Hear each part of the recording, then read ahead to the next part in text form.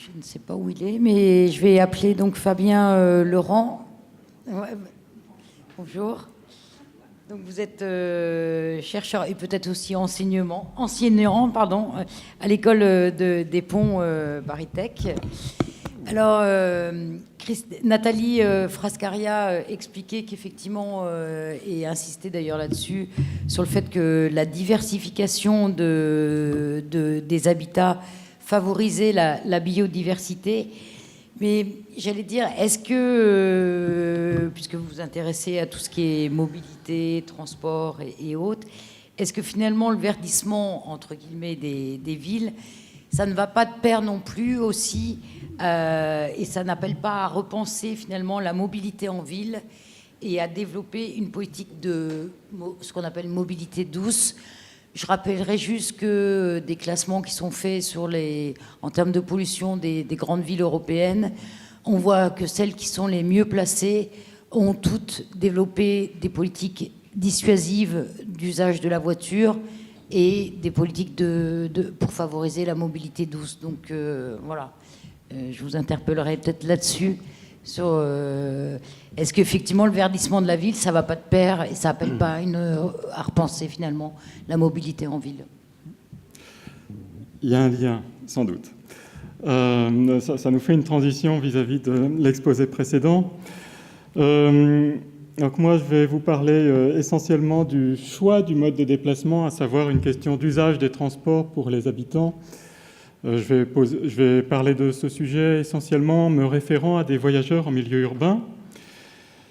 Ce sont des sujets sur lesquels on travaille de manière ancienne à l'école des ponts, dans nos recherches et dans nos formations, et qu'on a été amené à revisiter par nos activités dans la chaire éco-conception, qui nous a reposé ce sujet, mais selon des nouveaux angles, et en particulier, bien sûr, l'angle des impacts sur l'environnement. Alors, cette relation face à l'environnement naturel, ce n'est pas forcément celle qu'on prendrait en priorité. Quand on parle de choix de mode de déplacement, la relation sur laquelle on mettrait en priorité l'accent, c'est que les modes de déplacement, il y a eu la marche dans l'histoire, et nos ancêtres qui n'étaient pas encore en ville n'avaient guère d'autres moyens. Peut-être un peu de voie d'eau, mais et de plus en plus, en tout cas, avec l'artificialisation de nos sociétés, bien sûr, les moyens techniques se sont développés, en particulier pour les transports. Ces moyens techniques, donc, s'il faut citer les grandes évolutions qui caractérisent nos modes, c'est bien sûr le passage à la mécanisation, l'avènement de dispositifs qui peuvent être la charrette sous une forme simple ou la bicyclette, puis la motorisation, bien sûr. Motorisation qui transforme les choses, qui change la relation à l'énergie et qui permet d'accéder à des distances longues, moyennant une série d'impacts, en particulier sur l'environnement, consommation d'énergie, plus cette consommation d'énergie se fait à partir de certains vecteurs énergétiques et, dans la plupart des cas, avec des rejets de polluants qui peuvent être problématiques. Alors, comment est-ce qu'on commande C'est le vert qui fait avancer. Et pour revenir en arrière, c'est possible? Le rouge. Excellent. Cette métaphore avec les feux de trafic. Donc, je vous parlerai moins de biodiversité que de technodiversité des modes de déplacement. En milieu urbain, pour les voyageurs, vous en avez la pratique au quotidien, donc on a des modes usuels. La marche, l'automobile sont les principaux, les deux roues de plus en plus, mais à partir d'une situation qui était devenue bien basse, en tout cas pour les villes françaises, et les transports collectifs, le cas échéant, pas partout, d'autant plus qu'il y a plus de gens à faire voyager en concentrant leurs déplacements dans des flux massifiés. Ça peut être avec de l'autobus pour des capacités de quelques dizaines de places par véhicule ou dans des trains avec l'accès à des centaines, voire des milliers de places par véhicule. Alors cette panoplie usuelle, disons, fait l'objet de beaucoup d'innovations en ce moment. Vous le savez, tous les jours, on parle de nouveaux services, Vélib, Autolib. l'autopartage, du covoiturage, Blablacar, ou des formes peut-être moins médiatisées pour l'instant, telles que donc, le covoiturage qui procéderait le long d'une ligne, comme si, au lieu de prendre un bus, on interpellait un conducteur qui nous acheminerait, mais le long d'un parcours prévu à l'avance. Alors certes, on y fait attention, en particulier donc, dans mon laboratoire Ville Mobilité Transport, qui est commun à l'École des Ponts, à l'IFSTAR et puis à l'Université Paris-Est Marne-la-Vallée. Mais le grand constat, c'est que pour l'instant, ce sont des modes tout à fait mineurs. Ils sont médiatisés, certes. Après, quand on regarde la part modale dans l'ensemble des déplacements ou dans les trafics, c'est des choses qui se comptent en millièmes, pas en centièmes. Alors, mettre des coups de projecteur sur ces modes très mineurs, ça nous amène à repenser finalement aux modes mineurs qu'on avait souvent tendance à négliger dans la planification, des modes à quelques pourcents dans le meilleur des cas, qui sont donc le vélo, le taxi, et aussi, puisqu'on parle de covoiturage, comment ne pas repenser au fait que ce qu'on agrège dans la mobilité, dans l'automobilité individuelle, entre guillemets, qu'il y a quand même souvent beaucoup de covoiturage, en particulier l'accompagnement des enfants dans le cadre des ménages. Donc on a une diversité de modes, ce qui est un phénomène socio-économique sur lequel, comment quantifier ? Première question d'ingénieur, comment quantifier, comment choisir le bon indicateur ? Alors, ce que vous voyez dans la presse, ce sont toujours des parts modales de déplacement. On compte les déplacements, on les compte ensemble, qu'ils soient courts ou qu'ils soient longs. Et là, on trouve que la voiture, effectivement, domine beaucoup les transports en commun, que la marche est importante. Alors, je vous ai donné les chiffres de l'Île-de-France et les transports collectifs TC, ils tiennent une part relativement importante. Et le reste fait pas grand-chose, 3%. Donc ça, c'est comme ça qu'on discute, même au plan politique. Il n'empêche que la réalité des choses, c'est que le plus important, au moins pour l'exploitation des réseaux, mais aussi finalement aussi pour la mobilité des personnes, c'est comment est-ce que les distances parcourues, par quel mode est-ce qu'elles sont parcourues ? La marche ne pèse plus que 4% dans ce décompte. La voiture, majoritaire dans l'absolu, 52% dans le cas parisien, et toujours pour le cas parisien, je parle du Grand Paris bien sûr, pour l'ensemble de l'aire urbanisée, les transports en commun, 40% quand même, 41%. Alors j'insiste, déjà il faut bien compter les choses, là il faut compter des quantités de trafic, c'est ça déterminant pour l'exploitation des réseaux, et aussi c'est ça qui détermine les impacts sur l'environnement. C'est pas qu'on ait fait un déplacement, de 100 mètres ou un de 10 km pour l'environnement, bien sûr, le résultat n'est pas le même. Alors je reviendrai aussi au fait qu'il y aurait un troisième indicateur, je ne l'ai pas mis pour pas gaspiller la place, qui serait important, c'est le temps passé dans les déplacements, en particulier parce que c'est ça qui détermine les présences des gens dans les lieux. Alors, ça c'était le côté offre de transport qui est disponible donc, pour réaliser la mobilité. J'en arrive aux questions d'usage. Et donc comment est-ce que vous et moi, comment est-ce que les gens, les habitants du milieu urbain, comment est-ce qu'ils vont se déplacer ?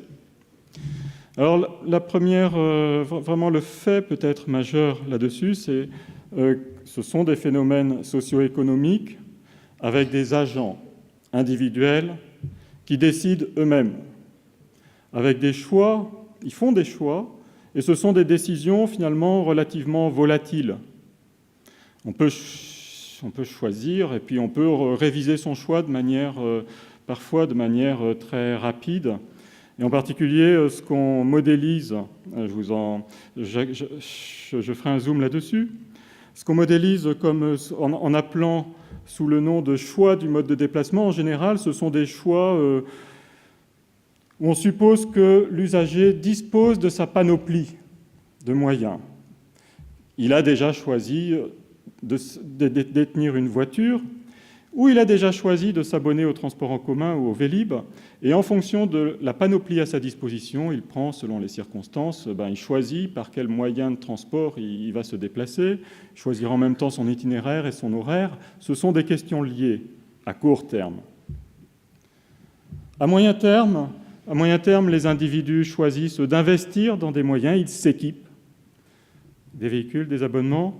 Une autre forme d'équipement, c'est aussi de choisir les lieux qu'on fréquente, en particulier pour y réaliser, par exemple, des achats. Ça peut valoir aussi pour choisir son lieu de travail, pour autant qu'on ait suffisamment de choix là-dessus. Moyen terme, ce seraient des questions qui se jouent à quelques mois ou quelques années. Tandis que le long terme, c'est des questions qui se jouent à plusieurs années, pour la majorité des gens. Et donc là, ce sont des dispositions lourdes, en particulier des choix de localisation résidentielle, voire des choix qui vraiment sont déterminants dans le parcours de vie des ménages, voire des choix d'activité professionnelle, dans quel secteur est-ce qu'on réalise son activité. Donc tout cela, c'est des étages de choix qui sont superposés, mais qui en même temps interagissent. Pourquoi on fait des choix à long terme? C'est pour réaliser des choses à court terme. Donc c'est ça, la réalité des usages de manière abstraite. De manière abstraite, c'est comme ça que la communauté scientifique analyse les phénomènes de mobilité et donc les usages des modes de transport. Je vous fais maintenant un zoom sur notre modèle de base qui est utilisé en particulier dans les études de planification des transports urbains comme interurbains, où en fait, qu'est-ce qu'on fait? On réduit chaque voyageur à un individu dont on modélise la situation de décision. On commence par modéliser l'individu quand même, mais de manière extrêmement réductrice, en disant, cet individu-là, il a un motif, par exemple, il va aller au travail, un lieu d'origine et un lieu de destination, plus des caractéristiques propres tout à fait réductrices par rapport à la réalité de la personne, mais qui vont être en particulier le revenu, l'aptitude physique, la possibilité de marcher vite, par exemple, son équipement en moyens privés, quels véhicules, quels abonnements, et ses conditions d'accès. Par exemple, des personnes âgées peuvent avoir des conditions catégorielles différentes des personnes moins âgées.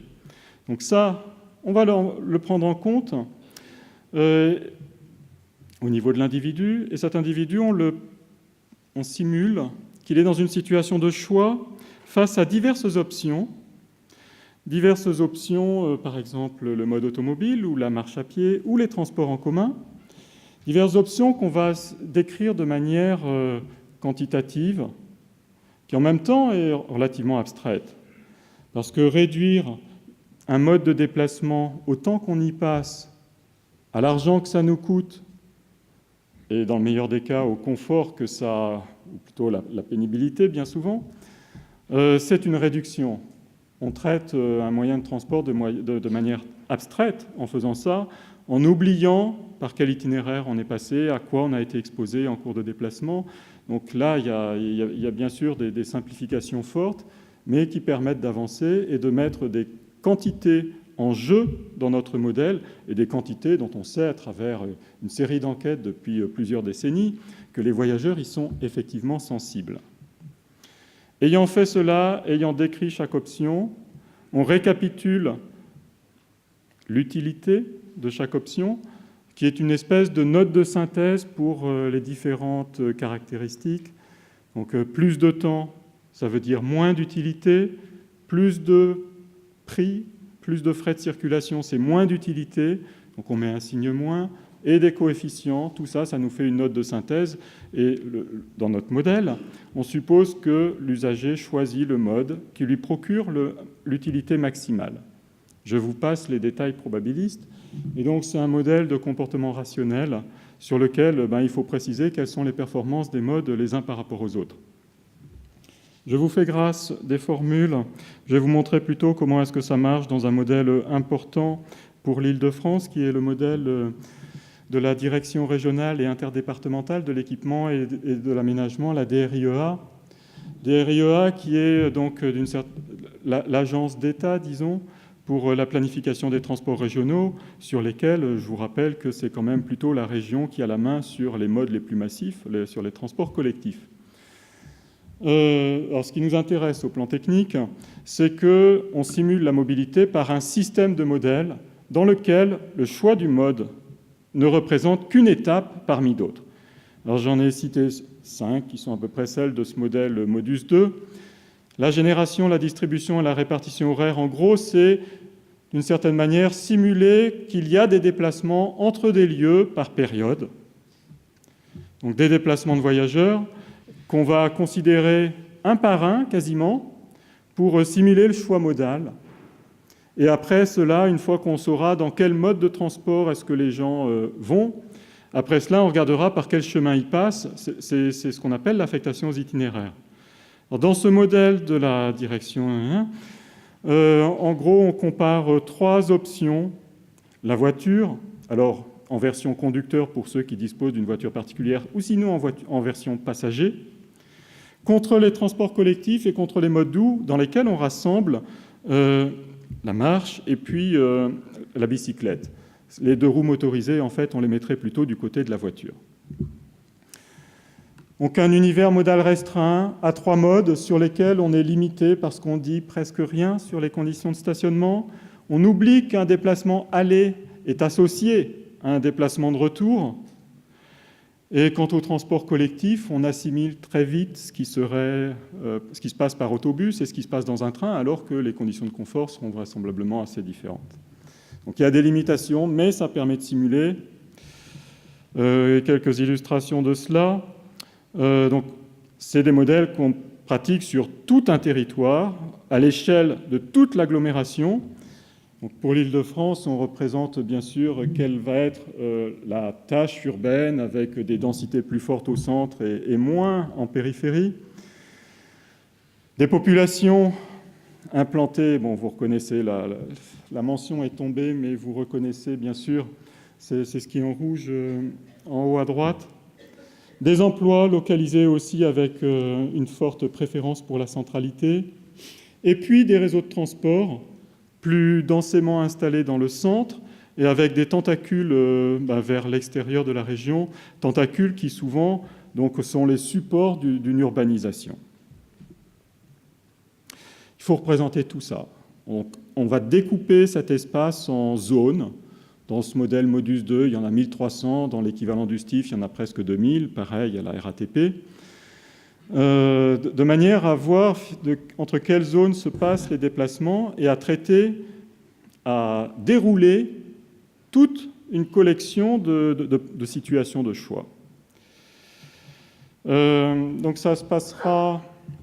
Là, je vous ai remontré cette articulation en plusieurs étapes. Ça va de bas en haut. On part de l'occupation du sol, où sont les populations et où sont les emplois notamment, pour remonter à comment est-ce que sont liés les domiciles et les lieux d'emploi par les courants de déplacement. Et ensuite, on projette ça sur les réseaux modaux. C'est assez réducteur parce que c'est tout en forme de plan. Ça ne traduit pas ce qu'il peut y avoir dans les politiques de mobilité au-delà de la structure des réseaux. Il peut y avoir d'autres choses encore, mais ça illustre déjà pas mal ce qui se passe dans nos modèles. Des choix de mode, ça sont plus compliqués que ce que je vous ai dit jusqu'à présent. Est-ce que l'usager choisit comme ça, voiture ou bus, ou est-ce qu'il n'a pas plusieurs lignes différentes en transport collectif notamment? Donc pour cela, c'est des problèmes pour lesquels après on a tout un arsenal technique pour faire ce qu'on appelle des univers de choix avec des structures modales complexes notamment pour différencier des modes de transport collectif. Là, j'ai marqué bus bleu, bus rouge. Ça pourrait être aussi bien bus contre RER pour l'Île-de-France, de manière à traduire des préférences plutôt pour tel sous-mode de transport collectif que tel autre. Voilà, j'ai fini la partie technique et maintenant je voudrais venir à ma dernière partie pour raconter ce qu'on fait dans la chaire éco-conception à propos du choix modal. Alors c'est un sujet sur lequel donc on s'est interrogé dès le début de la première phase, puisque l'idée étant de revisiter sous l'angle de l'éco-conception et des enjeux pour l'environnement donc nos pratiques, nos sujets préexistants de recherche et de formation. Donc, ce qui nous intéresse en particulier, c'est les questions de localisation et de quelles sont les possibilités d'accès dont disposent les voyageurs de manière très fine, en fonction du bâtiment dans lequel on habite et du bâtiment dans lequel on va travailler. Comment est-ce qu'on peut accéder aux réseaux modaux, aux stations de transport collectif, aux places de stationnement pour l'automobile, ou maintenant à des stations Vélib ou des stations Autolib. Donc, comment est-ce qu'on est situé de manière très fine, parce que nos modèles jusqu'à présent sont trop agrégés. Je vous ai dit qu'on découpait l'Île-de-France en 1000 et quelques zones.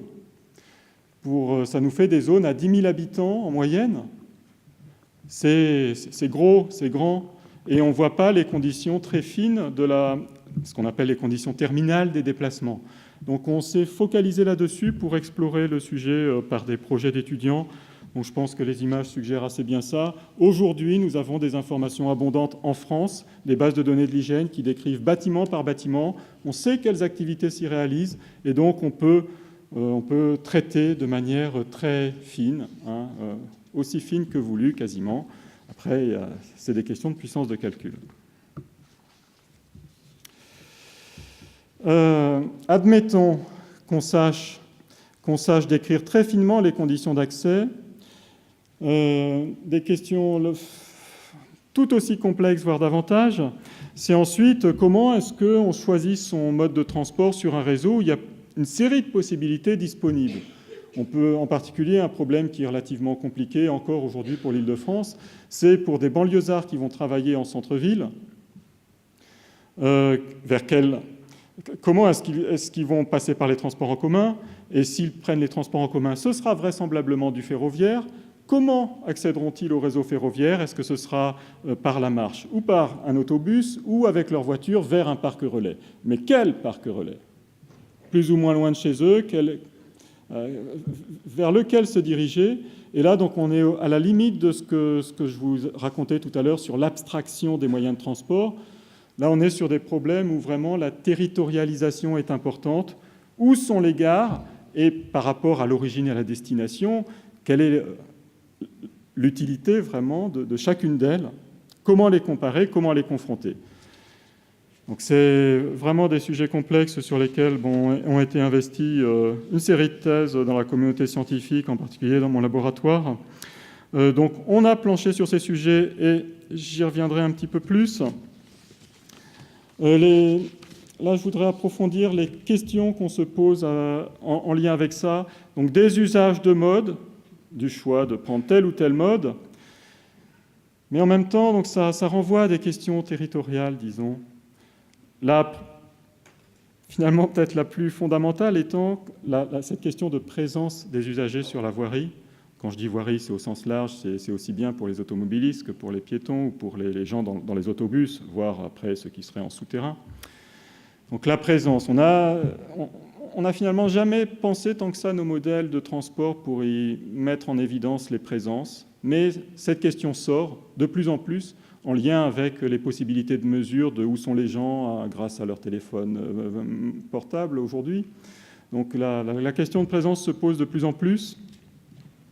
Présence de qui aussi? Est-ce que c'est des gens qui sont là parce qu'ils habitent le quartier et qu'ils y réalisent leurs activités, ou parce qu'ils viennent d'ailleurs, mais dans le quartier, où ils ne font que passer, ils sont en transit? Ce qui nous amène à comment est-ce que les personnes, en raison de leur présence sur la voirie, sont affectées par les trafics. Des questions qu'on se pose aujourd'hui beaucoup pour des riverains à l'intérieur des bâtiments, mais qu'il faut aussi poser par rapport à la présence dans les espaces publics et notamment sur la voirie. Donc toutes ces questions-là sont relativement nouvelles et accompagne celle sur les impacts environnementaux. Et finalement, le challenge que nous, on a dans la chaire, c'est de se placer en capacité de simulation de manière à avoir des outils qui permettent d'évaluer ces divers impacts sur tel ou tel plan d'aménagement, de disposition de bâtiments, de fonctions dans un espace et de disposition d'une offre de transport. Alors, le bilan du quinquennat précédent, c'est qu'on a d'abord travaillé mode par mode pour y simuler de manière plus fine la qualité de service. Dans le cadre strict de la chaire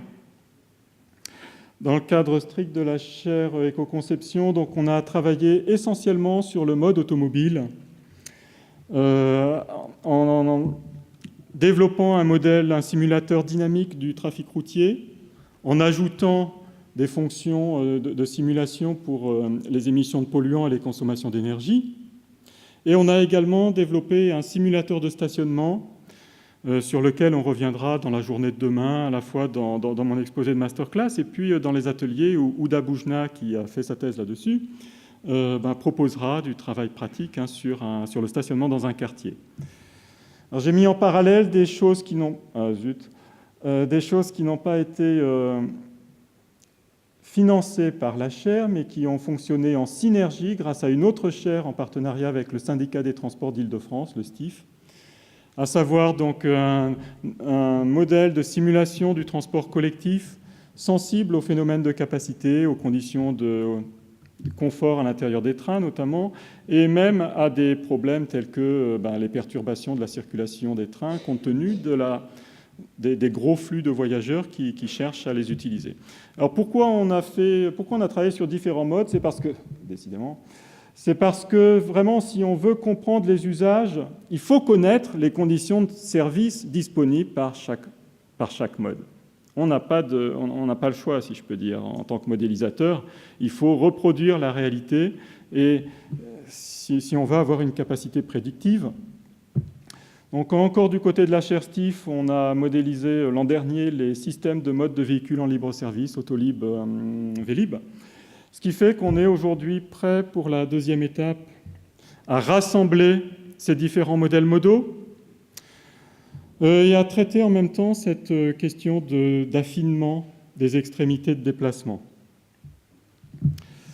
Donc notre programme du nouveau quinquennat, c'est de rassembler les simulations des différents réseaux modaux pour simuler ce que j'appelle un réseau plurimodal.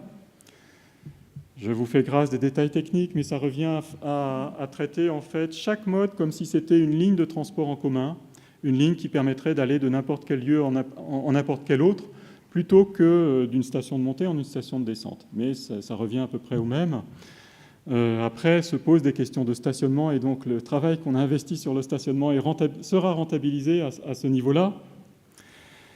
Donc, autrement dit, on développera la modélisation de l'offre, et en parallèle, on est déjà en train de développer la modélisation de la demande, adresse par adresse, de manière à représenter très finement donc, les conditions concrètes de déplacement, et de traiter mieux le choix modal à toutes échelles, jusqu'à, disons, ce qu'on peut dire, c'est que la génération de modèles dont je vous ai parlé, ça traite pas mal les déplacements qui mesurent quelques kilomètres ou plus. Au-delà d'1 kilomètre, il faut au moins 1 kilomètre pour que ça veuille dire quelque chose. Autrement dit, ils ne sont pas sensibles à des aménagements fins qu'on pourrait faire dans le cadre du quartier pour, justement, en faveur des piétons ou des bicyclettes. Ces modèles-là ne sont pas à la bonne échelle. Alors, nous espérons arriver à traiter l'échelle plus fine grâce à ce raffinement des adresses et puis à ce raffinement de qu'est-ce que sont les stations de transport au sens large, hein, transport collectif comme transport automobile. Je vais m'arrêter là parce que je crois que le temps est à peu près fini. Oui. Donc vous avez le programme, on pourra en reparler demain, mais je vous remercie déjà de votre attention et si vous avez des questions.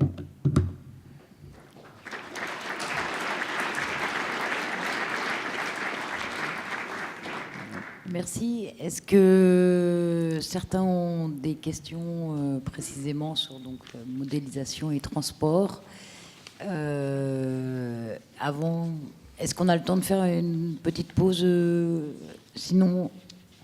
Il y a une question tout au fond. Oui, je peux ? Ouais, allez-y. Oui, Catherine Moulin, SFR. Je voulais vous poser la question de savoir si vous étiez intéressé aux données anonymisées et massifiées des mobiles qu'on peut utiliser aussi pour avoir une meilleure connaissance des déplacements des différents publics que vous étudiez. Donc on est intéressé bien sûr à passer à un stade plus expérimental. Donc il faut savoir que la modélisation des transports a longtemps souffert justement du manque d'informations.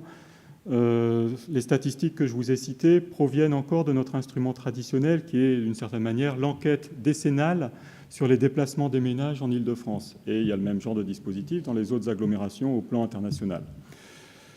Face à cela, bien sûr, le fait d'avoir des traces de mobilité laissées notamment par les smartphones, mais aussi divers dispositifs de billettique maintenant, où on recueille tout, on archive n'importe quoi, si je peux dire.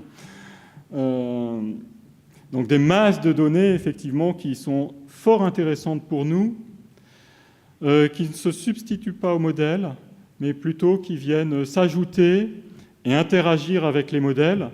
Alors pourquoi ? Parce qu'on n'a pas beaucoup de capacité prédictive avec juste des masses de données. La capacité prédictive reste du côté des modèles physiques et économiques, forcément, et ce, d'autant plus que l'horizon de planification est plus lointain. Et bien sûr, les données vont nous fournir de plus en plus une espèce de substrat expérimental grâce auquel on pourra améliorer nos modèles, les affiner, les calibrer, et ils en ont bien besoin. Est-ce qu'il y a une autre question ? Oui. Bonjour Isabelle Richard. J'avais une question, je suis psychologue de l'environnement. Et donc, ma question, c'était plutôt une remarque, notamment par rapport aux données d'entrée de vos modèles. Donc, en fait, c'est issu d'une enquête décennale. Et vous nous avez montré aussi des modèles très rationnels, en fait.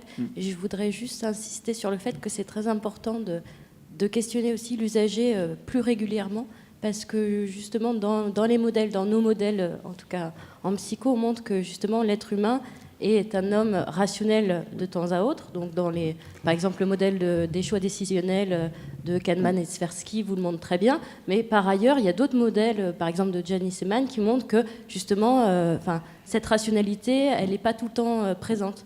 Donc, du coup, je pense qu'il serait plus intéressant aussi d'organiser des enquêtes plus régulières, et ça permettrait d'affiner vos modèles. Alors, par enquête, je ne dis pas enquête qualitative, mais aujourd'hui, on fait des choses plus quantitatives qui permettent aussi d'intégrer des données dans vos modèles. Merci. Oui. Donc je parle de l'enquête décennale comme étant un peu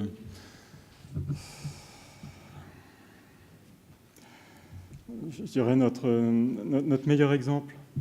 Notre meilleur exemple de dispositif régulier qui a une portée sur toute l'agglomération qu'on cherche à couvrir dans son ensemble.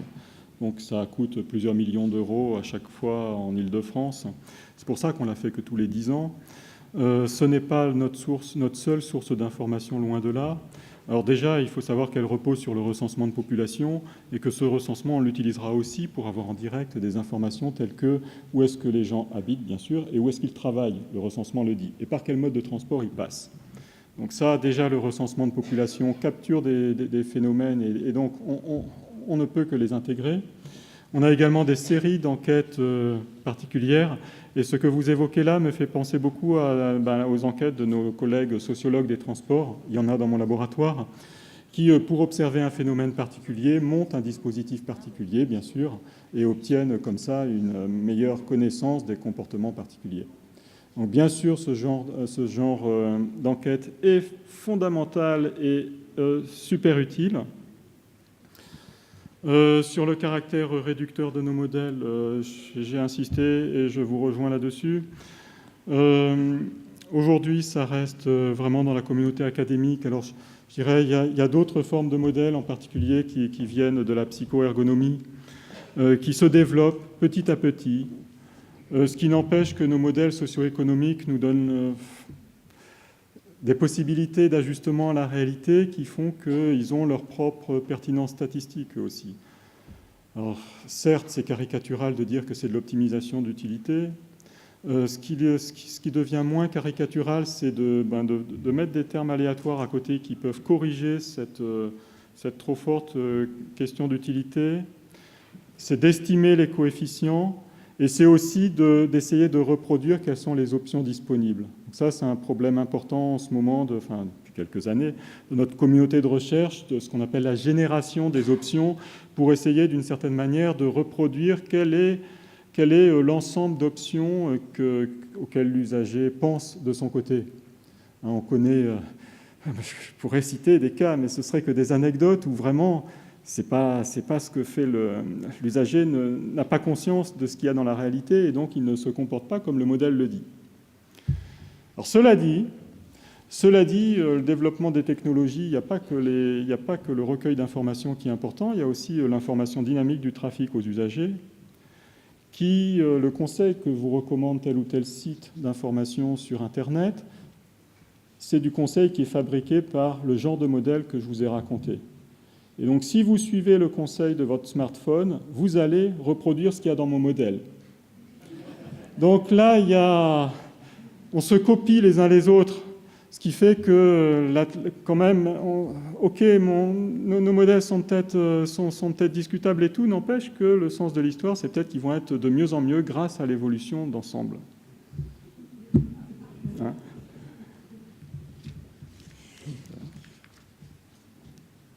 Monsieur.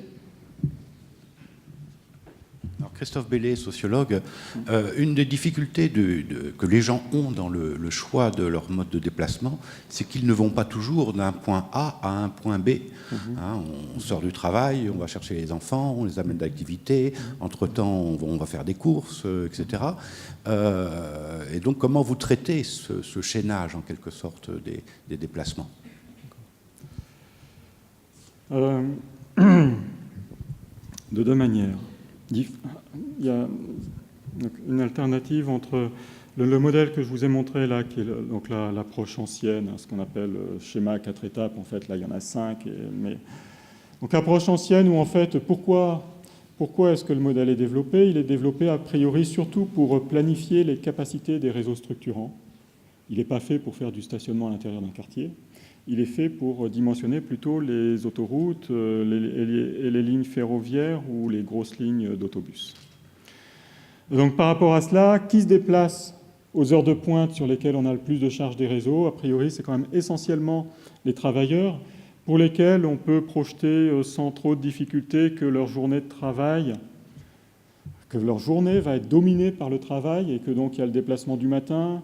Le soir, c'est la réciproque d'une certaine manière. Alors les conditions ne sont pas tout à fait les mêmes le matin et le soir, et selon le sens, n'empêche, ça se ressemble, ce qui fait que ne traiter que par déplacement, pour une période de pointe, dans un problème de planification, c'est une option qui est raisonnable, certainement perfectible.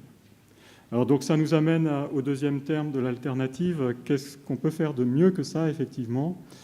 Vous aurez un exposé cet après-midi par le docteur Varesh qui viendra de l'Université de Zurich et qui montrera donc la génération de modèles plus récente qui est surtout utilisée dans des laboratoires de recherche, modèles qui représentent des programmes d'activité de déplacement.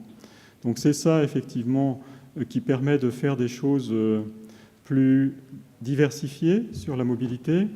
Et pour l'Île-de-France, ce qui s'approche le plus de cela, c'est le modèle du STIF.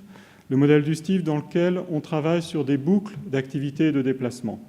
Donc typiquement, si c'est un actif qui va déposer d'abord ses enfants à l'école, puis qui va à son travail, puis revient le soir, ça nous fera donc une boucle avec 2 activités, déposer les enfants puis travailler, à partir du domicile. Et ça, on le modélise explicitement. Donc, comment on fait ça ? Donc, on décrit la sociodiversité des personnes en situation sociale. Plus de 80 types de ménages. Hein, donc, attention, c'est pas parce que je vous ai présenté quelque chose d'abstrait, mais ça peut se décliner par catégorie de ménages. catégorie de ménage et ensuite catégorie de personnes dont on simule le genre de boucle qu'elles doivent réaliser. Et ensuite, on fait des raisonnements sur les boucles pour regarder ce que produit, effectivement, ce que vaut chaque mode de déplacement pour réaliser une boucle. Et donc là, on va faire attention à quelles sont les conditions de stationnement. Est-ce que c'est payant? Est-ce qu'il a une place à sa disposition ou pas? Et si c'est payant, combien de temps ça dure? Donc, quel prix ça va coûter? Et donc, comment est-ce que la tarification du stationnement risque de décourager les usagers de l'automobile?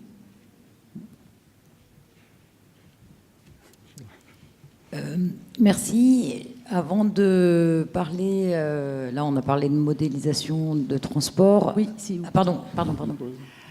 Oui, Sophie Debost, Vinci Concession. C'est plutôt l'usagère d'ailleurs des transports en commun qui pose la question. J'ai le souvenir que l'année dernière, vous nous aviez parlé des flux justement massifs. Notamment, vous aviez comparé le RER A à l'heure de pointe à la Défense, à une autoroute, à, j'avoue, je ne sais plus combien de voies, mais très impressionnant, je crois une dizaine. Et du coup, je voulais savoir si le STIF vous avait demandé de modéliser l'arrêt du RER A qui interviendra l'année prochaine pendant l'été. Et si oui, quels en sont les impacts? Merci.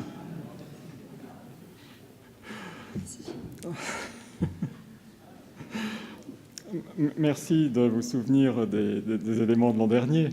Donc, en gros, l'unité de conversion d'un mode à un autre, c'est une autoroute pleinement remplie de voitures, une file d'autoroute pleinement remplie de voitures et fonctionnement à plein régime sans stop and go.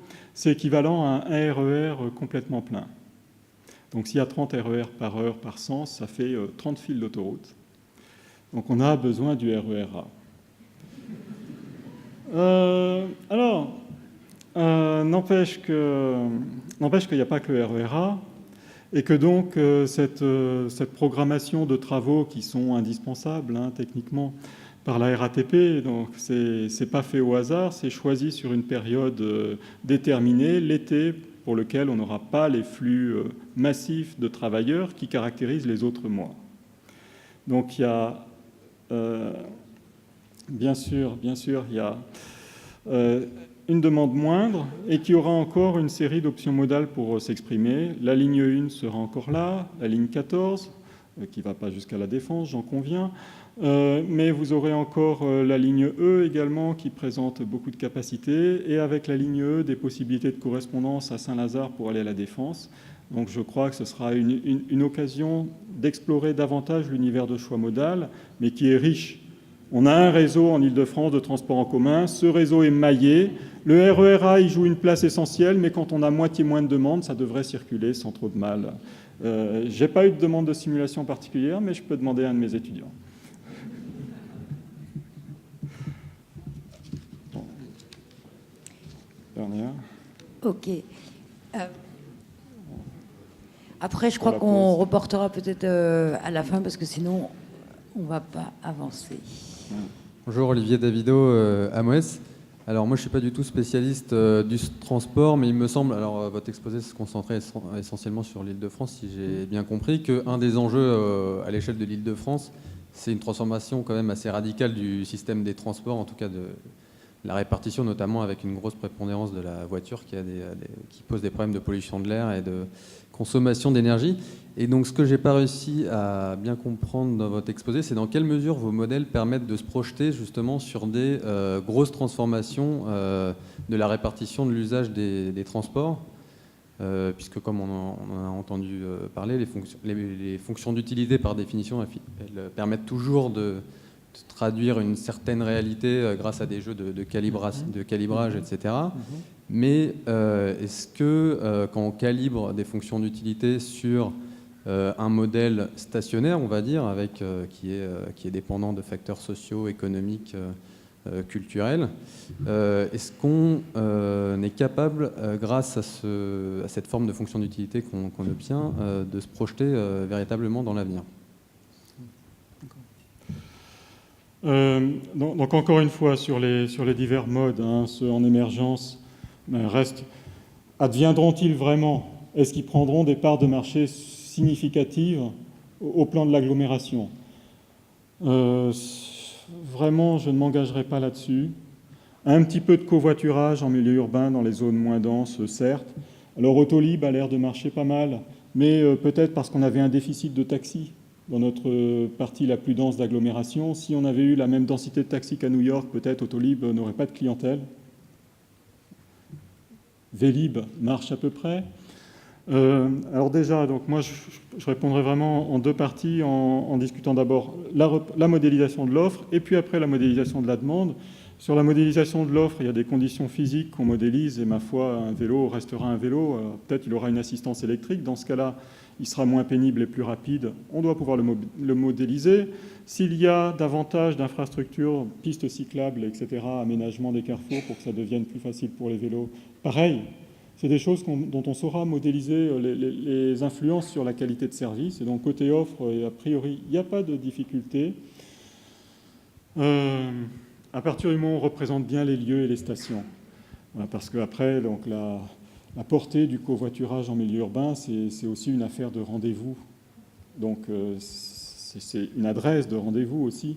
Mais bon, franchement, par rapport aux modes tels qu'ils existent aujourd'hui, je ne vois pas un potentiel énorme de covoiturage dans un avenir, même à quelques décennies, pour le milieu urbain. Pour le milieu interurbain, je ne répondrai pas du tout la même chose, mais en urbain, je suis moins optimiste. Alors, côté demande, qu'est-ce qui va changer dans les comportements? Alors, des différences dans la motorisation individuelle, on sait le prendre en compte. Donc, on peut faire des applications plus prospectives des modèles en se disant qu'en 2050, la motorisation individuelle ne sera pas pareille qu'en 2010. On peut le faire, alors on ne le fait peut-être pas assez. On ne le fait peut-être pas assez, mais ça pourrait se faire. Et par rapport à la panoplie d'équipements dont on s'est doté, quelle variante est-ce qu'on va choisir en fonction du déplacement? Franchement, la variante la plus efficace risque de s'imposer avec peut-être des petits bémols supplémentaires. Admettons que la sensibilité environnementale augmente. Dans ce cas-là, on fera plus attention. Mais peut-être la sensibilité environnementale, elle sera manifestée sur l'équipement véhicule, notamment en s'équipant d'une voiture électrique plutôt que d'une voiture thermique. Mais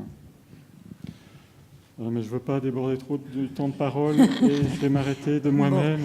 On s'accorde juste 10 minutes, un quart d'heure et on reprend sur la modélisation, mais là, dans le bâtiment.